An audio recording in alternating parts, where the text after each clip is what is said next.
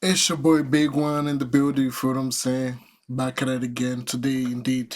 Reacted to some very interesting video, you know what I'm saying? I want to get into this type of category, you know what I mean? So let's just get straight into it and hope you're having a great day. Enjoy the video, man. No, did he already tell you? Yeah. Okay. Let's look forward to your lost. This is 17-year-old Elizabeth Baldonado. A few hours ago, her boyfriend was found mysteriously shot dead in a back alley. She's bad. Yeah, she wants to hurt the person that did it.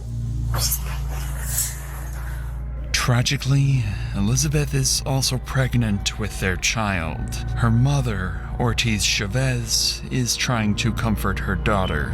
What Elizabeth doesn't know yet is that her mother is hiding a dark secret that will ruin the family's life. Your mom's car is on video leaving the homicide. You seriously think that they did it? Yes. My mom loved that child. As detectives work the case, more and more clues start pointing towards Elizabeth's family. And as she learns that her own family are now suspected killers, all she can do is deny the accusations, while her mother sacrifices her own children to hide what she's done. All right, then. Do you want to talk? Dr. Insanity. It's a quiet Friday morning in downtown Albuquerque. A 16-year-old boy walks alone through a back alley on his way to work, unaware that a killer is waiting for him inside one of the parked cars. Then, a single gunshot rings out, striking the teenager in the head and killing him instantly, while the shooter disappears from the scene. Within minutes, multiple 911 calls start flooding in reporting the gunfire. Patrol units quickly respond to the area, and as officers turn down the alley, they're met with a grim scene.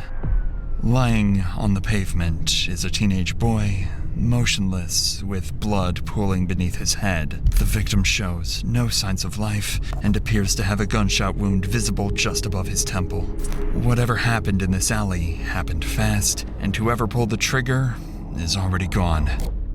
Officers call it in and begin securing the perimeter. With no weapon in sight and no ID on the body, they now need to figure out who he is and why he ended up here. Backup units soon arrive and start canvassing the area, looking for anyone who might have heard or seen what happened. And before long, two witnesses come forward, claiming they saw something strange right after the gunshot. Did you hear anything? I didn't hear anything, but I saw people running. One of them is a light-skinned male. He turns around, runs back to the alley, and takes off down the street.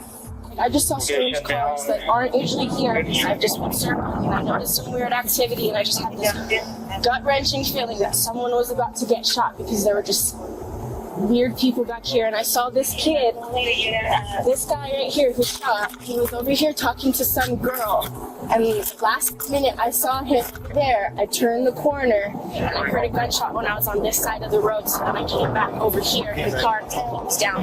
You heard one shot? Just one. According to witnesses, a single gunshot was fired, followed by a group of teenagers scrambling in every direction. One of them was seen jumping into a car with a girl before speeding away. The information is vague, but it gives police a starting point. Detectives soon arrive at the scene and launch a formal homicide investigation. While examining the body, they notice something odd about the victim. He's still wearing an apron, the kind used by restaurant staff, suggesting he might have worked nearby. That small detail sends them straight across the street to the only restaurant in sight, Lindy's Diner. Inside, the owners immediately recognize the victim. His name is Josue J. Ruiz, 16 years old, a dishwasher who'd only started a few weeks earlier. They tell police Jay's grandfather is a regular customer, and officers are able to call him and ask him to come down to the scene. When Jay's grandfather arrives, detectives have to break the tragic news to him. But what he tells them about Jay's life will start to hint at darker things he may have been involved in.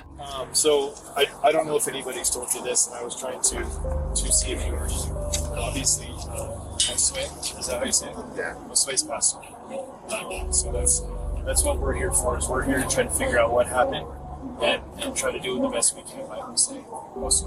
regarding. He's your grandson, is that correct? Okay. He was involved with something, but I could never get the truth from him. I could never get the truth. There's one friend that he was involved with that, I really didn't approve of. I was just getting ready to move him out, take him somewhere else so he can have a job or whatever. Right. I was like, God. Although the news clearly breaks him, he takes it with quiet strength, telling detectives that his grandson had been involved in something lately that might be what got him killed. And as the conversation continues, he mentions one more heartbreaking detail. Jay wasn't just a teenager with secrets. He was about to become a father. He has a girlfriend over there in my apartment. No, that is crazy. That is actually crazy. You die in the moment where you're about to have a baby as well. That is what an evil war. Like the luck. It's not even luck, it's like I'm saying, like, you get what I'm trying to say, but that's crazy though. Oh man. And, His girlfriend's pregnant. at your apartment right now? Yeah, he called me this morning and told me, hey, you're going to be a great grandpa, is what he told me. So, No kidding. Who's his girlfriend? Elizabeth, I think it's Maldonado. She's at your apartment Right now, yeah. The revelation only adds to the tragedy. Jay's girlfriend, 17-year-old Elizabeth Baldonado, is pregnant with his child and has no idea that he's gone. Investigators plan to speak with her later, but for now they allow Jay's grandfather to leave the scene and deliver the news himself, telling her that detectives will be in touch soon. If anyone can explain what Jay had been caught up in, it's her. About an hour later, the homicide case is officially assigned to Detective Anna Bruciaga as the lead investigator. After reviewing the initial reports and witness statements, she begins canvassing the area for any surveillance footage that might reveal what happened. It doesn't take long before officers locate a camera mounted outside a nearby school, angled directly towards the alley where the shooting took place. When they sit down to review the footage, they finally get their first visual clue of Jay's killers. So these are all the cameras that are running on two systems, the digital and the analog. The analog sucks, so there's a fair warning. Perfect. This faces the alleyway. Once the shot happens, the people loading the vehicle will react. So it's the individual box of the vehicle somewhere right here. Yeah, so he just walked to the passenger side. And they react. Is this victim? Almost looks like a Toyota. On screen, a gold Toyota sedan can be seen racing away seconds after the gunshot. And through the tinted glass, detectives can barely make out what appears to be two figures inside the vehicle, meaning there are at least two suspects on the loose. A couple of hours later, detectives arrive at the apartment where Jay's girlfriend, Elizabeth, is staying. They believe she might help them understand what Jay had been caught up in, but they have no idea that they'll soon come face to face with one of Jay's killers, someone far closer to him than anyone imagined. Do you mind if we come in here? Yeah, go ahead. Yeah. I'm so sorry for your loss. I know that obviously he was possibly having some issues with some people, right? Can you tell me about that? He doesn't really tell me much about that stuff. So let's start with today. What did you guys do today? He took a shower at like 8 o'clock. He was getting ready to go to work at 10. I was making appointments today because we found out that I'm pregnant. Well, he was texting me still until at least around 12 o'clock. And then he stopped answering me for a few hours. The timeline Elizabeth provides lines up with the shooting.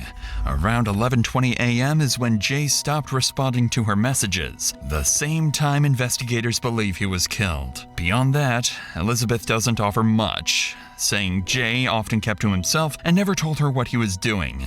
To detectives, it sounds like Jay might have gotten himself involved in something he didn't want anyone else to know about. Maybe a deal that went wrong or a confrontation that escalated. Whatever it was, it's likely what got him killed. Or at least, that's what it seems at first. Because Elizabeth isn't telling the full story. Not yet. And the next thing she remembers won't just give detectives a new lead, it'll start turning suspicion towards Elizabeth and her own family. A little bit from what I've gathered from Grandpa is that he feels that he was up to no good lately. Can you tell me about that? This morning, him and my brother were supposed to box it out because this has nothing to do with this at all. My brother and him just don't get along. They bump heads very much. But my brother would never do this. He knows how I feel about Jade. And which brother? My younger brother. Your younger brother? What's his name? Angelo. Tell me a little bit about why they were gonna box it out. Me and Jay, we were arguing about something. I don't remember what. But we started getting really loud and my brother got tired of it, so he came in and told him to stop yelling at me, and then they just started fighting. Physically fighting? No. So did they text each other that they were gonna fight? No. Jay called me and told my mom that he wanted to box it out with my brother. According to Elizabeth, her brother Angelo was supposed to box it out with her boyfriend Jay that morning, a teenage fight meant to settle whatever tension had been building between them. Although the fight never happened and Elizabeth insists it has nothing to do with the homicide, it suggests the conflict could have been personal. Investigators will now have to follow up on this and look into Angelo's involvement before ruling him out. But before the conversation can continue any further with Elizabeth, Jay's family arrives at the apartment. Word of the shooting has already reached them, but they still haven't received an official confirmation from police. Detective Anna Bruciaga has no choice but to break the tragic news to Jay's mother, a moment that no amount of experience could ever prepare anyone for. Can you tell us what's going on? Yeah, absolutely. First and foremost, I'm sorry for your loss. Okay. Right now, I don't have much other than officers were dispatched to the alleyway in reference to his being dead. Okay. What happened? No, that's why so we just got called out.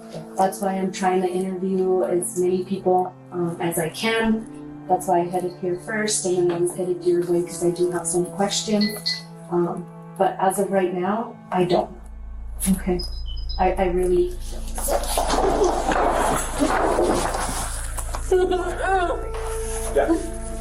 Thank you. Oh man. Oh, that crying, bro, it hurts. That was the mother, right? That was the mother, right? Damn.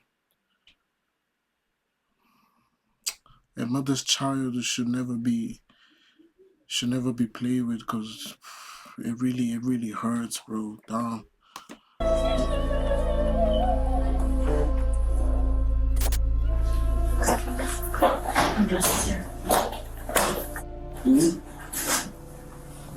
Oh man.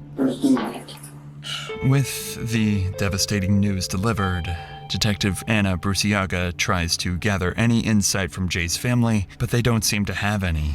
Even his mother can't imagine who would want to hurt him, leaving detectives with no clear leads or motives to work with. As investigators collect Jay's phone and prepare to leave, another woman walks into the apartment, Ortiz Chavez, looking to comfort her daughter. Detective Bruciaga sits down with her to collect some basic information. A casual conversation at first, until Chavez mentions a small detail that catches the detective's attention and quietly puts her on the radar.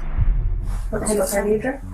I drive one. Can you tell us Toyota? Yes, I could go. Yeah, it's both. Slow down on me, I just look there, whatever. Oh wow, okay. yeah. So what's the mother? Gold Toyota, it makes sense. I mean, it could be a different, but let's just keep watching. Let's see. You said you just purchased it? Yeah. Do you have a plate on it? No, I don't. They took our sticker off the temp tag. They took it off the car. Where you said it's Oh, yeah. So earlier this morning, it broke down on her, and then she just left it there. As Chavez describes her vehicle, Detective Bruce Iaga immediately recognizes the description. A gold Toyota sedan, similar to the one caught on surveillance footage speeding away just seconds after the shooting. The connection is hard to ignore. Bruce Iaga notes the details but decides it's too early to jump to conclusions. Wanting to verify it as quickly as possible, she wraps up the initial interview with the family and heads out with officers to the spot where Chavez abandoned her car that morning. When they arrive, the car is nowhere to be found, and Bruce Iaga starts suspecting Chavez might be hiding something. About 40 minutes later, investigators return to the apartment to interview Chavez privately. And that's when things start to get interesting. By now, it's only been a few hours since Jay was killed, and most detectives would still be collecting statements. But Bruce Iaga's instincts tell her there's no time to waste. So she sits down with Chavez and makes a bold accusation. So here's the thing, okay? So I believe your car was used in today's homicide. Okay? You're lying to me. No, I am not. So you stole my car? That's why I'm talking to you. Okay, so if you don't tell me who had your car, I don't know. It's your car. I left my car at the side of the road. Okay. I didn't lend my car to nobody. Detective Bruce Iaga is quick to connect the dots, suspecting that it's Chavez's car that was speeding away. But Chavez claims she abandoned it and it must have been stolen. However, the detective is about to take things one step further, because if Chavez's car was used in the murder, the next logical question is who was behind the wheel? And with what Elizabeth revealed about the planned fight that morning, there's only one name that fits: Chavez's son, Angelo. So what I'm getting at is that what are the odds that your son and his friends have a problem with Jay, and Jay is now dead, and people are telling me it's your car on scene? But my son said he wouldn't, and I gave it to Vaughn, and I was with them today. Okay. So you were with them all day? Yes. My son had an interview at 9 o'clock, and we were over at the Whataburger over there, Cottonwood or whatever. You drop him off? No, I didn't leave the Whataburger. Okay, so you waited for him to be done? Yes, and we went back together to my house. Okay, then you guys go back to the house. Mm-hmm. Okay. And he stayed there, and I left with myself, the car, to go see Elizabeth. Chavez's morning timeline only reinforces the detective's suspicions. If she really abandoned her car around 10:30 that morning and it suddenly vanished, then there's a very high chance it's the same gold Toyota caught on CCTV later when Jay was shot. 100%. Witnesses also... 100%. It is. Come on, man. It is. It has to be. It has to be. Because it wouldn't even make sense. Your car gets stolen. Imagine maybe Angelo. You know what I mean? I mean, how would he follow? How would he follow to get the car? Because right now I'm trying to be a detective too. You know what I'm saying? I'm trying to understand. How did they find out? Like, I'm trying to use my brain before they tell me how they did it. You feel what I'm saying? So, yeah. Reported seeing a young male and female inside the car. And with Chavez having both a teenage son, Angelo, and a daughter, Elizabeth, things are starting to look very suspicious for her family. For now, though, all of this remains as just early suspicion. After all, detectives know Jay had been hiding things. He was secretive and clearly mixed up in something he wasn't telling anyone about. But there's something eerily strange about Chavez's demeanor that Detective Bruce Iaga can't ignore. Even after being told her son might be involved in a homicide, she stays quiet, almost detached. Not the kind of reaction you'd expect from a mother facing that sort of accusation. And the longer the conversation goes, the more convinced Bruce Iaga becomes that the mother sitting in front of her knows more than she's letting on. So the detective decides to take an even bigger risk this time and make an accusation that most investigators would hesitate to ask this early on. So, did you shoot Jay? No, I didn't. No. Oh, yeah, she did. No, she did. 100%. Because if somebody was to tell me I've killed somebody, no, I didn't. No, he's a kid, he's a baby. No, I didn't. It's not me. It's not me. Calm, cool, collected doesn't work in this scenario right here. You have to overreact. You have to. Me? Kill my daughter's boyfriend? Are you crazy? My daughter's literally about to have it. How can you say that? How can you say that? I'm really hurt. I don't think I can continue this interview. I'm really hurt. How could you say that? That's my boy. Wait, hold on. That's my daughter's boyfriend. She said, no, I did not. No, I didn't. 100%. That 100%. You see? No, 100%. It was her. It was her. Stop it. But somebody did. No. But I also feel like you know more than you're telling me. But I know. Because again, I'm telling you, based on your demeanor, I think you know what happened. And I know it's your car. And I am going to confirm it on... Look at her face, though. Like, straight into the... I mean, eye-to-eye contact is there. Like, she not nervous. She like, I'm a stand-up business. I didn't do it. Ooh. Devious face. Damn, she's a killer. She's very dangerous female right there. Video surveillance. Very dangerous. Because I'm like lost right now.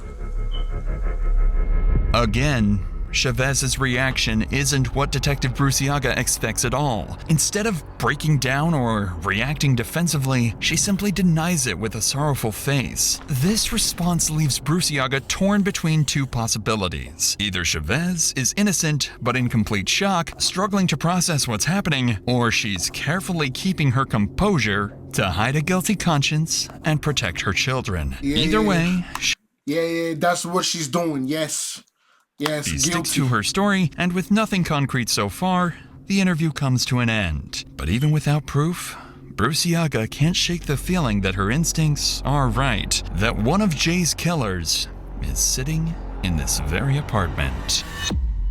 With her doubts only growing, Bruciaga decides to move quickly and verify Chavez's version of events with the one person who can either confirm or contradict it, her son, Angelo.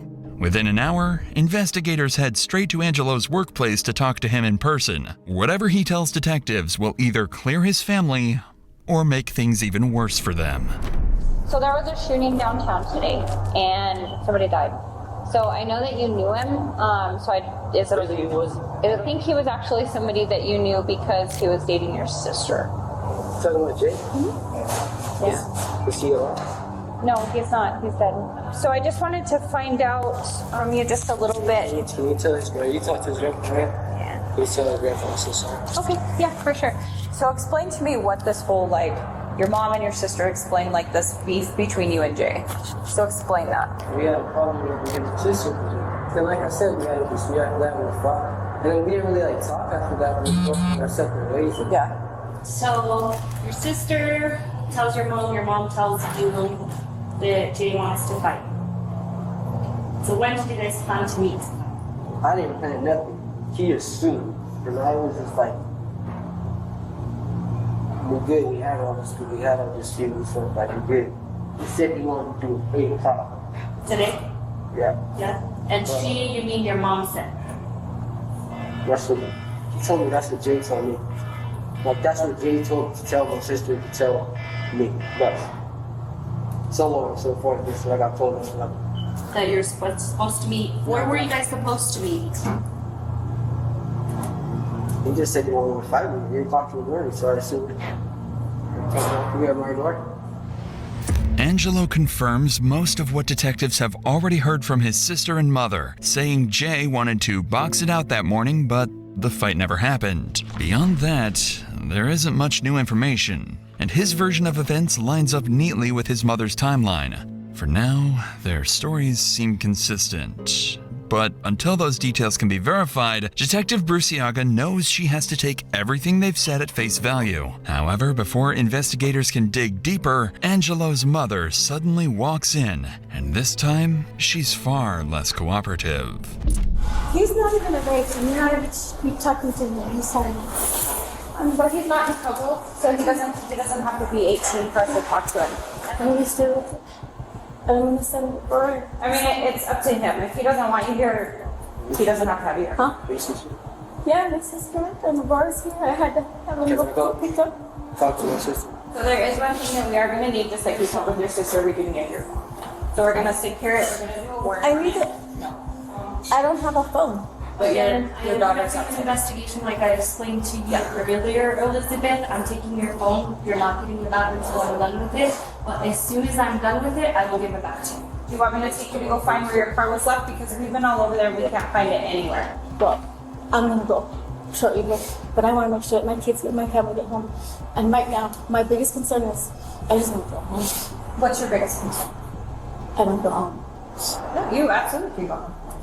Despite investigators' attempts to convince her otherwise, Chavez insists on taking Angelo home, even if her— I mean, right now, that was weird for her to just pull up.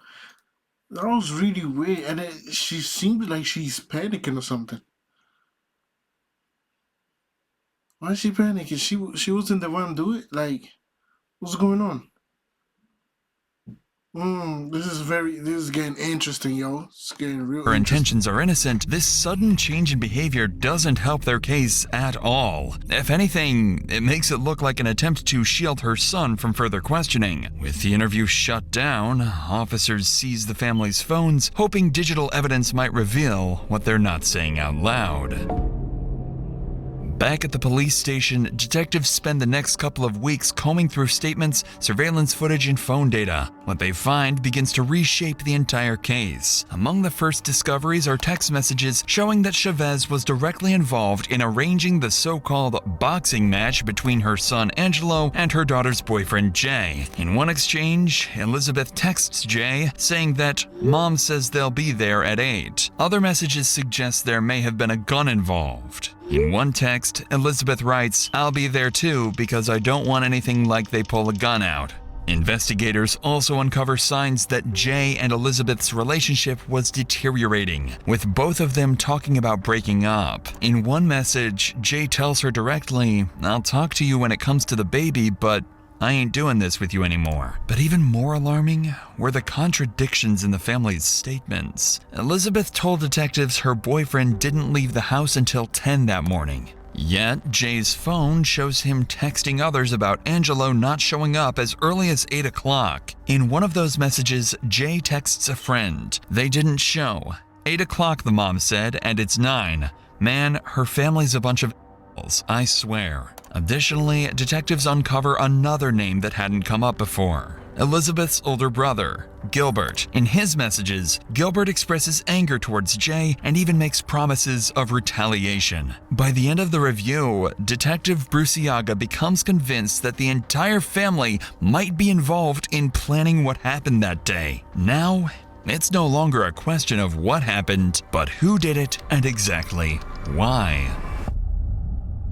In the days following Jay's murder, investigators were at a standstill. Because Angelo and Elizabeth are still minors, their mother refuses to let them speak with police, effectively blocking detectives from getting any answers directly from them. But 20 days after the shooting, that changes. Jay's girlfriend, Elizabeth Baldonado, turns 18 years old, and her mother can no longer stop her from talking. Detective Bruciaga seizes the opportunity and convinces her to come down to the station to see the new evidence they've uncovered. Wow. Wow, this is serious. They actually, the timing is crazy again. The timing is crazy. They actually waited for her to turn goddamn 18. What about Angelo? He turned 18 soon as well. What's up? Nah. Fully leaving out that it's evidence pointing towards her own family. Okay. The goal is simple: find out who was directly involved in Jay's killing, or better yet, get a confession. But before we get to that, do you struggle with deciding what to cook every day, or...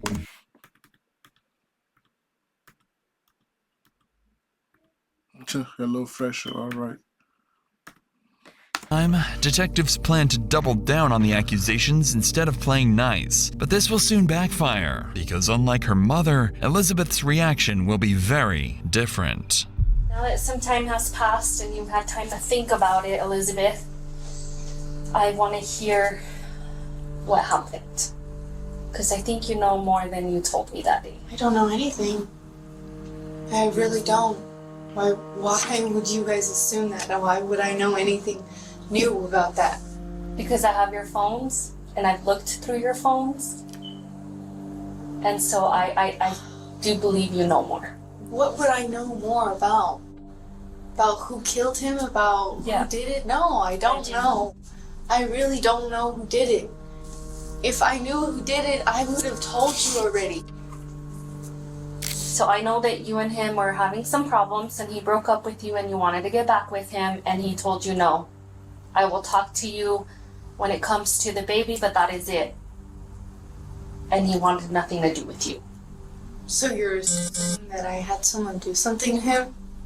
Are you It's a question. serious? Okay, here's the thing, okay? I You have to loved realize I'm him more than investigating. anything in the world. I would never do anything like that. I would never have anyone do anything like that because I loved him more than my whole life. And actually, I do know that because you guys texted, I love you so much. Tons. So I do know that, okay? But you have to understand, Elizabeth, I'm investigating his homicide. Somebody killed him, okay? Have you ever watched homicide shows? Yeah. Yeah? Okay, so you have to know that if I see anything like that on the phone, you have to know that I have to ask you these questions. Because at this point, I have gone through your phone, I have gone through your brother's phone, I have gone through Josue's phone, I have gone through other things, and I have to ask these questions because I have a feeling you know more than you're telling me. I don't! I really don't! I don't know anything more than I'm telling you.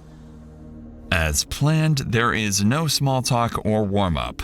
Right away, Detective Bruciaga tells Elizabeth she's not being fully honest. The approach is blunt, and it's clearly hitting a nerve as Elizabeth quickly grows defensive. But Bruciaga isn't backing off just yet. She's about to bet everything on her next move, laying out every piece of evidence she has against the family in hopes of eliciting an admission from Elizabeth. Okay, so you brought up that your brother Gilbert had mentioned and said that he was gonna send someone up there to take care of it. But he didn't.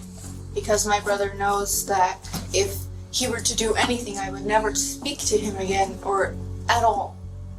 I would have him part of my life at all. So Gilbert didn't do it. Why would my brother do it? My brother literally knows how I feel about him. So I'm pretty sure you've been in the household and have heard conversations. Correct? Heard what? Anything. Anything that talked about. They do not talk about anything. Okay, so where's your mom's car? I don't know. You're seriously assuming that one of my family members did it? Because the car is missing. She literally filed a report that her car was missing that night. Okay, so you say you love Josue, right?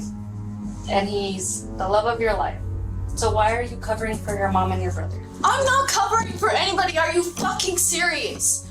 You seriously think that they did it? Yes. My mom loved that child too. Okay, maybe not your mom, but what if what if I told you that your mom's car is on video leaving the homicide? What if I told you that? You know how many Toyota Camrys that are gold live in the city? But what are the odds that your brother and Josue were My brother... I mean, what are the odds? Hold on. What are the odds that your brother and Josue were supposed to meet up? My brother was at home. My brother was at home with his girlfriend. They were literally sleeping until he had to go to work. It's clear that Elizabeth has reached her breaking point. Every accusation towards her family is pushing her closer to the edge. Most investigators would pull back here, take a break, try to de-escalate, but not Detective Bruciaga.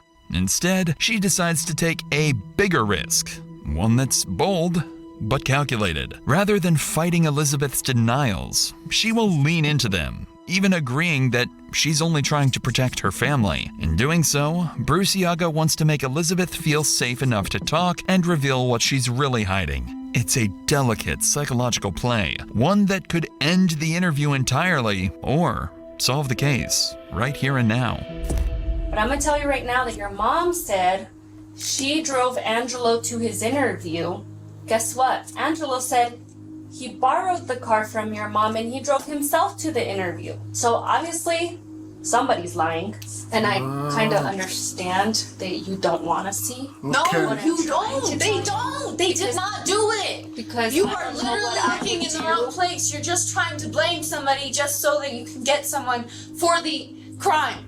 I know they didn't do it because, well, I don't know for sure, but I know they wouldn't have done something like that. They know how much that would crush me, and literally they have seen how much I have died. Yo, do y'all believe it? Do y'all believe it? I don't know. I feel like she's not involved with this one. But if she is involved with this, she's a good lawyer. Because the frustration, the way she's, you know what I mean, the emotion, it really shows that, nah, I mean, my mama would never do it. Whole time your mama, close the back door, don't get sneaked by your homie, by your mother. These past 2 by weeks. your mother. Okay, and I'm My not telling brother you. I'm literally- not telling you if I find out your brother. I'm telling you when I gather up all my evidence and I arrest your brother. I hope that you didn't know more. You guys can think however you like. My family did not do it. Elizabeth, you can't get out without us letting you out there.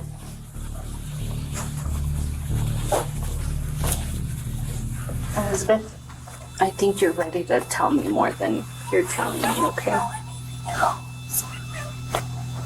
You have to realize, Elizabeth, that somebody took your baby's dad's life, and now that baby is not gonna have a father. And as much as you love your family, they still took your baby's dad away. Now that baby's not gonna have a dad. I don't think I know that. That's literally all I think about every day, the Lord second. Can we finish talking in the conference room? Just because I can't hear, actually. Yeah, we can't be sitting in the hallway, Elizabeth. I'm sorry. This is our victim side, so. Elizabeth's finally had enough. The weight of the questioning breaks her down and she's emotionally exhausted. Detectives try to take advantage of the moment, hoping her vulnerability will make her open up, but Elizabeth doesn't budge.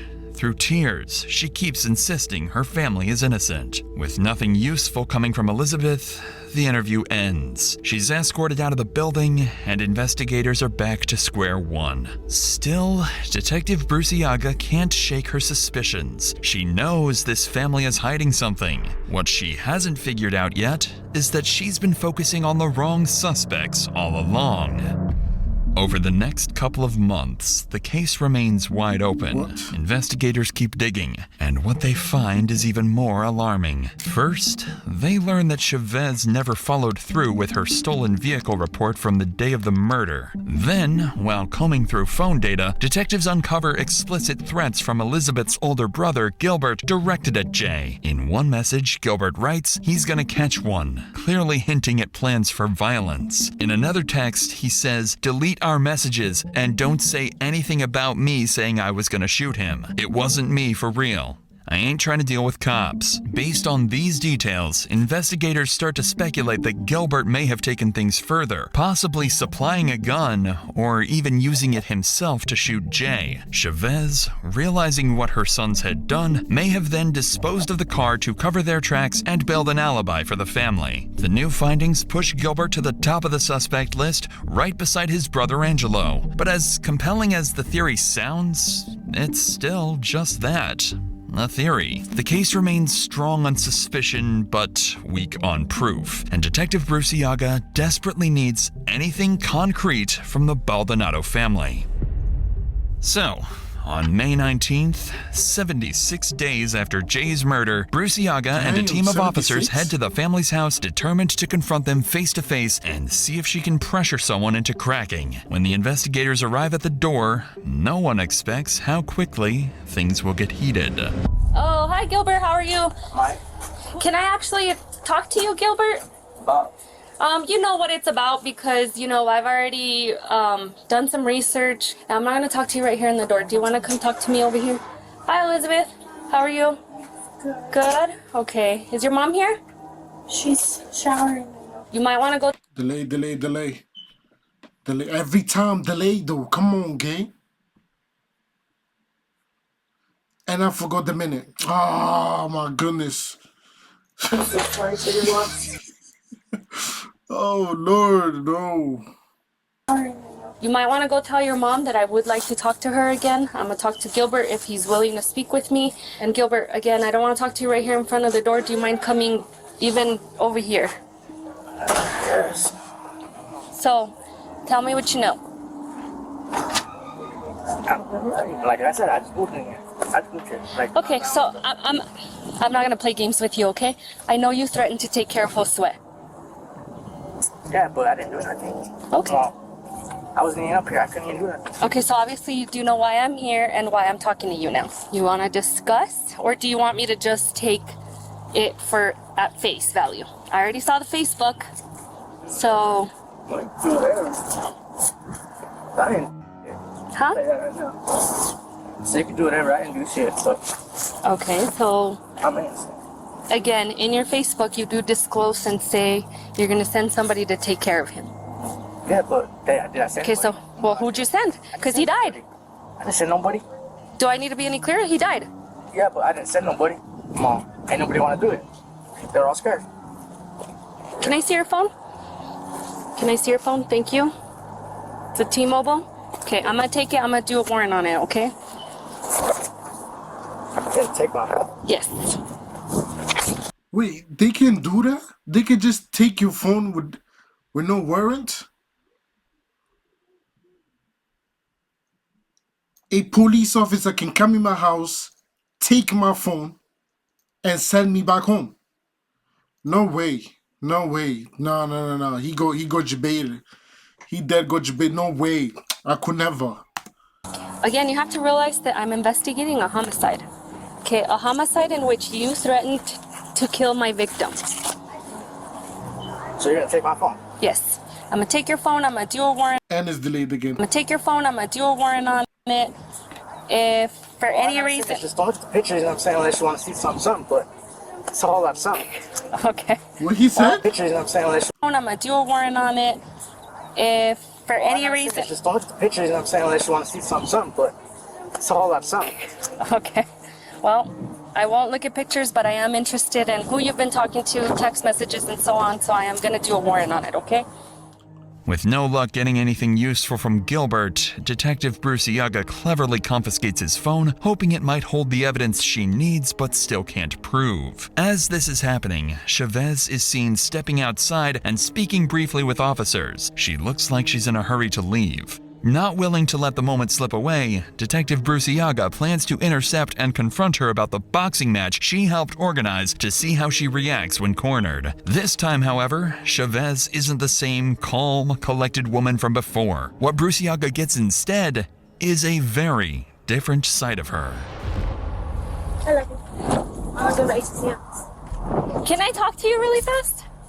I have to catch the bus, so, I mean, you got 5 minutes of my time. Okay. And that's it. Thank you, Gilbert. Thank you for speaking with me. Have a good day. Be safe. We'll check in with you before we leave. Talk to us again. Hi, Elizabeth. I know you're going to be quick and all, but so you know why I'm here, okay? I don't got to repeat myself. I don't want to repeat myself. I don't want to play games, This is that okay? confirmation number from when I had called, because I called that same evening. And Yeah, nobody ever you came by did. to look what's You called. didn't report This your is- car. I did. This No. is it. Yes, it is. I already know. Okay, you know they what, tried- Eddie? I'm not trying to be mean with you, but this is the confirmation number that. So why did you set up a fight between Angelo and Josue?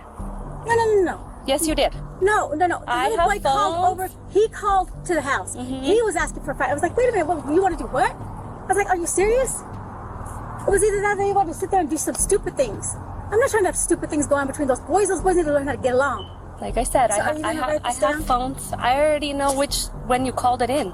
You never fully followed through. I did. I waited for them to get here. Okay, do you have the title to the vehicle? It's in that vehicle. That's what I was trying to tell y'all. Like, I cannot give you any more information because it was in the vehicle. I didn't even get to register the car or anything. You've had the car since before January. Yeah, and I also had to get an alternator for it. You know how much money it takes to just for me to save for just a little bit of a few things? But the little boy, he called. He wanted to make the fight. Right. And I I'm was not asking saying myself, like, what do you just want to do? I'm not saying Josue didn't set the fight, but you let them know and you set up the fight because they were gonna fight that morning. No, because they had to know. I'm like, this is what's going on when your sister's left. What do you guys think about this? Yeah, I let them know because they needed to know. Because that's not right. So I'm gonna tell you something, okay? Yeah, my 5 minutes, I'm done. Okay. Well, I'm gonna tell you something, okay? When I charge someone, you're gonna be charged along because I know you're hiding the truth and I know you're listening to me, and it would suck for Aurora and Elizabeth's baby to not be present, for you not to be present, because I will charge you because I do know you were gonna set up that fight that day. The end. Young lady, I got it off your daughter's phone. Goodbye.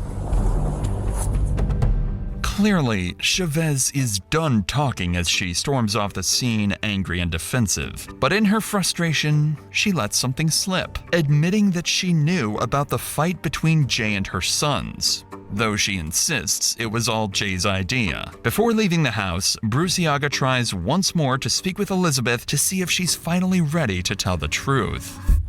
How you been, Elizabeth? Fine. Are you still pregnant? Yeah. Yeah? How far along are you? Well, from my menstrual cycle, she said 14 weeks and 7 days. So, Elizabeth, you know, we talked last time and I know you were very upset and I can't imagine what you're going through because you're kind of put in between, but I already know you know what happened. Oh, I don't. I don't know what happened at all. All I know is that when his grandpa got back, he told me that Jay was dead. I would just hate, and I truly, from the bottom of my heart, still believe that you weren't involved. But I would just hate to find out that you were involved. And then where does that baby go? Because he no longer has a dad. That day, there was a witness that describes a female matching your exact description, talking to Josue right before he gets shot. I was at the house. Okay. Do you realize how close cleaning. you live? I was literally cleaning, Again, Elizabeth, doing all of listen to that. me. And then when his grandpa came home, he walked in on me washing the dishes. You're not going to change my mind because, I mean, is it weird that she lives here and she knows nothing? Well, Elizabeth, you have to think about. Can I talk to you for a second, Elizabeth? What? So Say something else. I know we're not trying to upset you any more than you already are or anything like that. But you have to think about how when this case goes to court, one, when people get arrested for things like this, they don't care whose family, friends, or whoever else they can or will throw under the bus to try to get themselves a better deal. When this goes to court and a jury of 12 random people, don't worry about what I think about it. Don't worry about what Anna thinks about it. Think about what those 12 people are thinking about it. You've got to think about what's best for him or her. I don't. Okay. I would have had you guys about that. If you hear something or something comes up, I slept here since the day I met him. With Elizabeth repeating the same story as before and no progress made, the officers decide to leave. But Bruciaga gives the family a promise. The next time she comes back, it won't be for questions. It'll be with a warrant. Damn. A month later, on June 15th, investigators finally get the break they've been waiting for. Cell tower data definitively places Angelo's phone at the scene of the murder at 11:20 a.m., the same time Jay was killed, directly contradicting his earlier alibi that he was home with his mother. With this new evidence, a warrant is secured for Angelo's arrest, and Bruciaga returns to the Baldonado residence, just as she promised. That afternoon, 16-year-old Angelo Baldonado is arrested and charged with murder. Now with the prime suspect finally in custody, police have the chance to interview him without his mother intervening. Bruciaga hopes this will be the moment they get to close the case for good. But to her surprise, Angelo isn't about to make that easy, because this time, he has an escape plan of his own. Hey, Angelo. I'm still in that chair, sorry. Is my mom gonna be here somewhere? Is your mom gonna be here? Was she driving? Was she driving down here? Oh, she was talking to one of the people that was there at the house. Oh, at the house? Yes. I was at the office, sorry, I was no longer at the house. Okay. She should be coming. So she should be coming. Okay. And if not, like, she should be coming. She should? Okay. So you do remember me, and I actually do know you remember me because you're like, can I talk to Anna? So, but again, I am Anna Bruciaga, DPD. This is my partner. So, Angelo, because you are a minor, I am gonna read you your rights, and we're That's why I want my mom here. That's me. Like, I had questions. If I wasn't like gonna talk to my mom about. So you want your mom here while I read you your rights as well? Yeah, I want her for the whole thing. For the whole thing? Okay, fair enough. Asking so much. At this time, you are gonna get booked for your warrant, okay? What exactly is the warrant? It's a homicide warrant. But why are you doing this? Okay. Again, you know, because you said that you wanted to speak to me with your mom, I can't ask you questions. At this point, I am booking you for the homicide warrant. You see what she's doing? Because you told me that you were your mother. Because they legally can interview because he's underage, right? So since you told me that you were your mama, I had to book you in. I'm sorry. Unless you want to change your mind and I can ask my question and maybe we can relate. But it is a homicide warrant, right? Homicide warrant. So does that mean he killed him? He killed him? No way, right? Because I'm kind of cool. Because I don't understand, like, how does this thing work for real, Like, and that's all I can do. It's certainly not the response Detective Bruciaga was hoping for, but it's hardly surprising. After months of his mother keeping him away from investigators, Angelo refuses to speak without his mother or a lawyer present. With no cooperation and no confession, there is nothing more detectives can do. Angelo is booked into the county's juvenile detention center, held without bond while prosecutors prepare to take the case to trial. For now, he's the only family member officially tied to the crime, and investigators believe they've finally got Jay's killer behind bars. But what no one has caught on to yet is that Angelo isn't the one who pulled the trigger. He's just a scapegoat, taking the fall for a killer who's still free and quietly getting away with murder. A full year passes since Jay was tragically killed. His pregnant girlfriend, Elizabeth Baldonado, gives birth to his son in November 2022. So was it? Oh, I should have never posed it like that. Anyway, he wasn't the one to shoot. So who? So it is the mother, right? Gilbert look like it. I mean, imagine Gilbert shooting out the window. Oh no, this is not even a funny word. I'm sorry. Social media posts show a young woman trying to rebuild her life, sharing photos of her baby, spending time with friends, and appearing to move on in a new relationship. On the surface, it seems like life is slowly returning to normal. Meanwhile, her brother Angelo remains in juvenile detention awaiting trial. The case seems closed, and Jay's family begins to find closure, believing justice has finally been served. That is, until, out of nowhere, police receive a phone call that changes everything.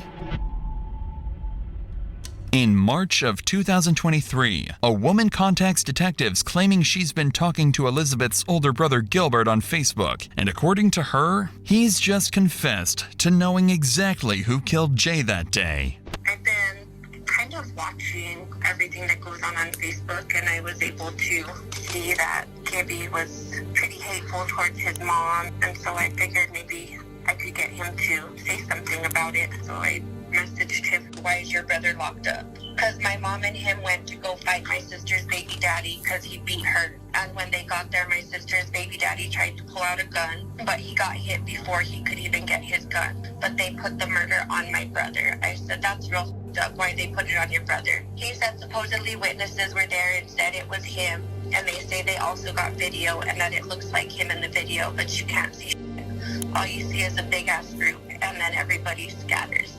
I said, "What the f***, your mom didn't tell nobody it wasn't him?" He said, "Nope, he said the crazy part is my little brother ain't telling on my mom. I said, so your mom did it and let your brother go down? And he said, yeah. I said, have you tried to tell your brother to tell? He said, yeah, but he tells me no. But that's how we was raised. No matter what the situation is, don't tell. And if we do, we gotta face consequences.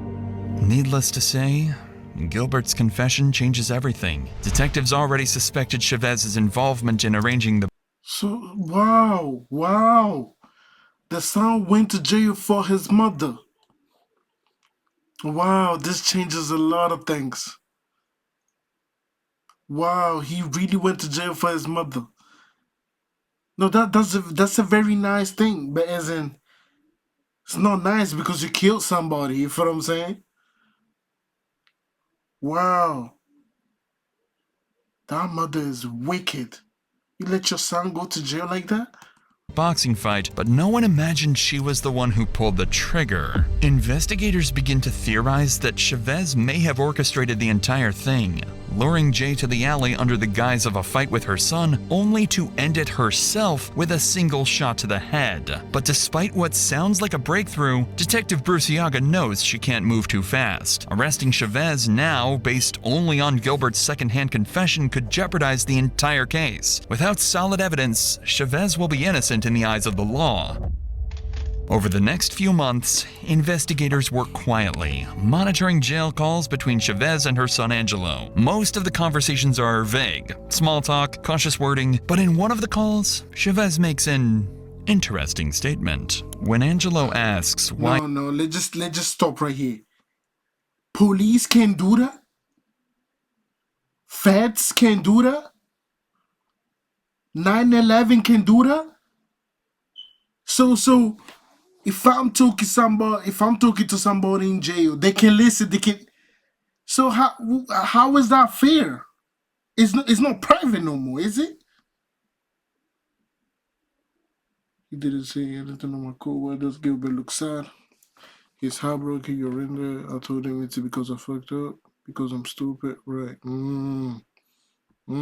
His brother Gilbert looks sad, Chavez replies, "He's heartbroken you're in there. I told him it's because I fucked up, because I'm stupid, period." Hearing what sounds like an admission of guilt, Detective Bruciaga seizes the opportunity and visits Angelo at the detention center, hoping this time she can finally get the truth. When she meets with him, she doesn't have to do much convincing, because Angelo is already prepared to make a deal and save himself. If everything would happen, what we're talking about right now, would I get at least the first degree dropped on? So we know the way to work around it. So if you're wanting to now give a statement, we can definitely schedule an appointment where it's me, you, and the attorney. And then I'm more than welcome to talk to you then. After Angelo agrees to cooperate, detectives— I get it now. So this is how it works. When niggas go to jail, they say, "I'm never a snitch." So they just wait a couple months, then the snitch, they decrease the year that they're meant to be staying in jail, and then get out saying that I never snitched. The whole time you had the deal. Wow, this is I like this. We should react to this more, bro. I like this. This it's making me understand how niggas work. You know what I mean? Mentality. I like this. All right.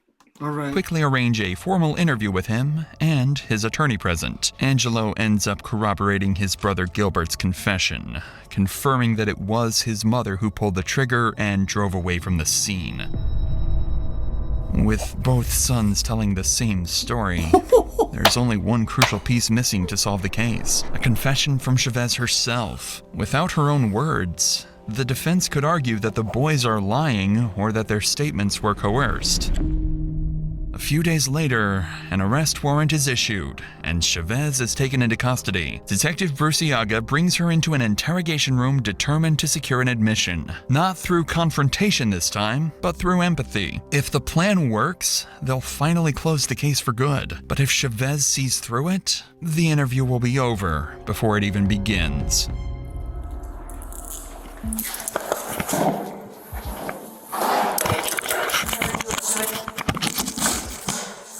I know that you Delayed what? 52, all right. more than once, okay? And regardless of what happened then, I'm not gonna be rude to you. I'm not gonna be disrespectful to you, even though in the past, you weren't the nicest, right? But you're here, and I'm not gonna be rude, and I expect the same too. Fair? Obviously, I know you were visiting Angelo. I know you were visiting Angelo. How's he doing? He's okay? Yeah? Okay. How are you doing? Because he's in there for nothing. He didn't do anything wrong. And I mean just in general, not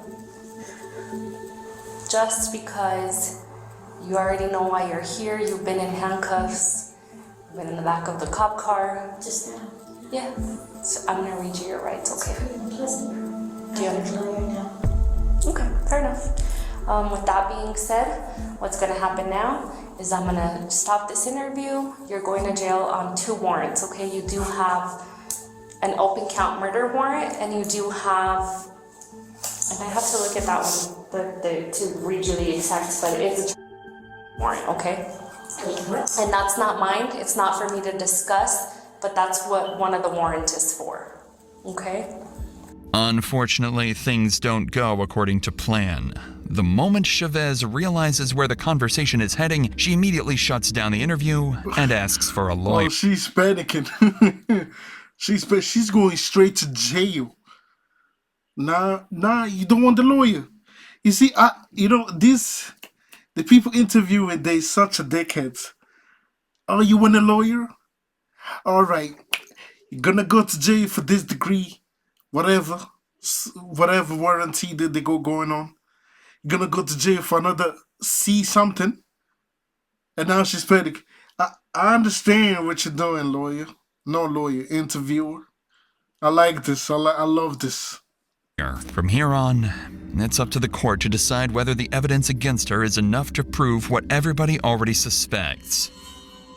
At the trial, prosecutors present the full scope of the case. Phone records, surveillance footage of Chavez's car, the brothers' confessions, and the jail call recordings. They argue that Chavez disapproved of the relationship between her daughter and Jay and was motivated by anger over how he treated her. They also believe she calculated that her teenage son would face lighter consequences if he took the blame. As for her other children, Elizabeth and Gilbert, investigators determined that neither had any direct role in the shooting. Elizabeth in particular is found to have had no knowledge of her mother's deadly intentions. She withheld some information to protect her family, but was ultimately determined to be a victim caught in the middle. Eventually, Angelo Baldonado pleads guilty to conspiracy to commit first-degree murder and assault with intent to commit a felony, and is sentenced to remain in juvenile detention until age 21. His mother, Chavez, pleads guilty to second-degree murder, and in May 2020... Angelo was 17, right? So 4 years. All right, I get it. 25 receives the maximum penalty of 18 years in state prison. Chavez is also facing a separate charge related to child exploitation material found on her tablet during the investigation. Wow. All right, that was beautiful. That was a very beautiful. But how did the daughter feel though? Like, they didn't show the part where the daughter. Did the daughter end up knowing? I mean, I saw that they were not involved with the shooting. They did it, but like, did she really? That is crazy. 18 years, and Angelo go 4 years, and Gilbert just wasn't involved, huh? Gilbert just wasn't involved. I get it. That was a very good one. That was a very good one. If you did enjoy the video, go ahead and downstairs smash the like button, subscribe. Go ahead and share it to a friend. That was a very beautiful one. We're going to do this again. You're going to see me back again with this one. I like this. Right. Peace out.